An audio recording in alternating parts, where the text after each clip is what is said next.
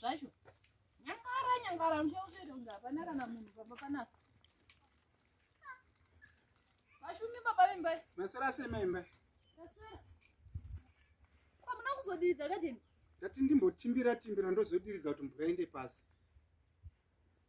Bati megona kutimbira makuseni kamuzodiridza manheru. Wozi watsva muriwo wemazuva akawanda uchingotsva. Kana ndandichimboisa mapartitions mukati umu ndichivaka. Saka ndati bheta ndiko zvino ndoita izvi. Magadza mvura yekugeza? Handisati. Imageza? Handina. Baba kuseni vavamba musati mageza nanhasi. Matozogeza. Ndapedzawo izvi. Munhu anomuka achigeza zvemanheru ozogeza zviko zvine basa rei? Ndingagezera kuenda kunovaka. Saka moda kuzondibikira nesvina?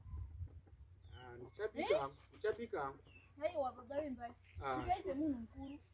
Maita basa kama ndiugira.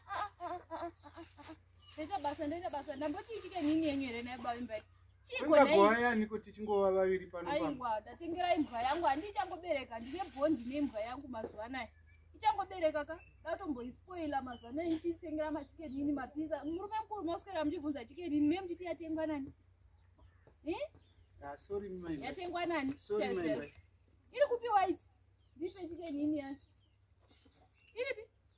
Iri mai inogara. Irimo.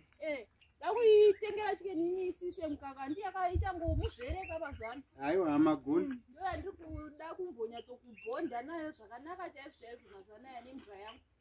But babi chichibuda izvi munotibikira saka ndofanira kusvika izvo zvinichibika zvendabva kubasa. Nyaya kusashanda.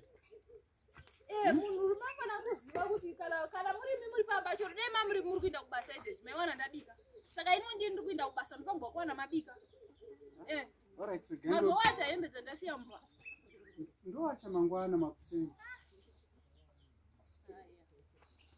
Chete kuti ukazozivako kuti uri mutirakitawo uzoziva kuti wakwira tarakita chero ukazoona bhazi richiuya hapana zvaunoita. Takatopinda mumatarakita acho hatina zvatichaita hedu ndo zvatakasarudza. Iri kupiwa ichi? Irimo. Ndivigirewo plate ndisire mbwa yangu chikafu chacho. Koma dima ngoisire imomo. Aiwa.